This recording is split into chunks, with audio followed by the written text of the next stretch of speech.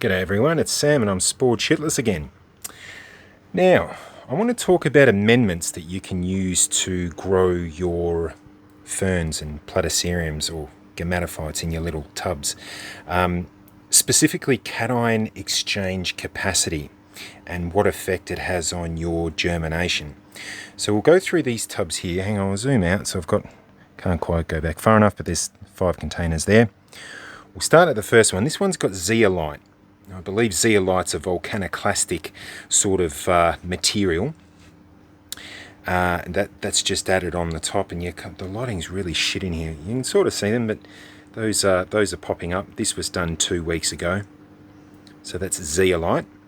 This one here is the kittens mittens. This is bentonite or kitty litter. And those gametophytes are actually growing on the kitty litter. There's peat and coco coir underneath, but with kitty litter on top. You can see there, if you haven't had a cat before, that's some kitty litter. That's what they do their poop in. This one here's Azomite, and this is now my favourite amendment to put on top of my substrate, both for the gametophytes and sporophytes, mainly because the trace element content is really high. So yeah, it's called Azomite. I wouldn't, but Azomite. It's fairly cheap too. Just, you don't want to be breathing that in or doing lines of that with your mate, but sprinkled on top with your gametophytes on top, they absolutely go bananas, and it's because of those trace elements. They absolutely love it. This one here is just an oddball. This is actually just straight potting mix, but I'll show you why I've put this up in a sec. So this is straight organic material.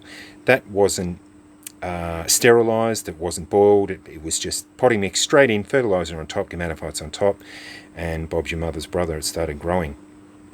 Now this one here was actually done with a master's mix. I was growing some oyster mushrooms that were quite yummy, and it uses a thing called master's mix. So this is compressed hardwood that you use for fireplaces, and this here is soy hulls, which are horse feed. So you mix that together, 50-50 mix, and you grow your mushrooms on it. Well, I had some leftovers, and I thought, well, being organic, what I'll do is I'll chuck it in a tub and see if the gametophytes go for it, and they went crackers. Now, I wouldn't recommend it, mainly because of the soy hulls. It could easily go wrong. This was totally rotten because I left it out in the garden for a couple of days just to see how gnarly I could get it.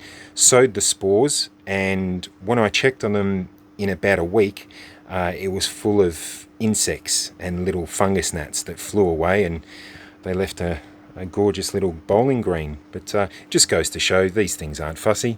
But what I'm demonstrating here is this concept called cation exchange capacity. Now, you wouldn't think it'd matter with small plants or gametophytes, but it actually does, because they're very resource hungry. They love nutrients. So yeah, you can see on the screen, cation exchange capacity is a measure of the soil's ability to hold positively charged ions, blah, blah, blah, whatever. What it's basically saying is, see the clay there, the little diagram of the clay that's negatively charged? So the more negatively charged it is, it will attract the positive ions of your nutrients and just hold it better. So here's a demonstration of your different substrates, and montmorillonite will be your bentonite clay or your kitty litter. See how that's quite high, between 80 and 100. And when I was talking about the gnarly box with the organic matter and even the potting mix, you can see there 50 to 100 for organic rich soils, and pure organic matter 200 to 400. That's why it's holding that nutrients in there, and that's why if you try to germinate on pure sand or sandy loam, it wouldn't go as well. And that's the reason why. So if we go across here, I'll try and get up on Google. There, when we're using coco coir has a CEC value between 40 and 100, and peat moss 90 to 140.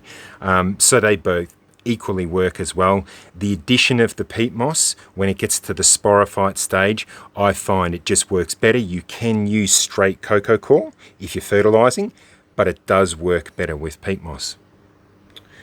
So there you go. There's some things that you can add to increase your success a little bit more. I mean, you don't have to, obviously. I'm just a bit obsessed over this hobby at the moment. Give it time, I'll move on to something else. But yeah, If I was to recommend it for cheapness and availability, get yourself some kitty litter. This was actually thrown just straight on. You could grind it up into a powder. I've done that before. Sprinkle it along the top.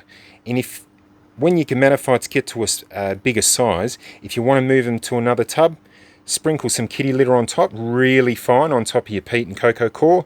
Put your gametophytes on top, and that will give the gametophytes and the sporophytes that it'll hold on to that nutrients. So yeah, there you go. It's all about the nutrients.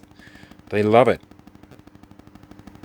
Alright, yeah, highly recommend just experimenting a bit, and it's a good waste of your time on this planet. But hopefully you've learned something, and yeah, take it easy.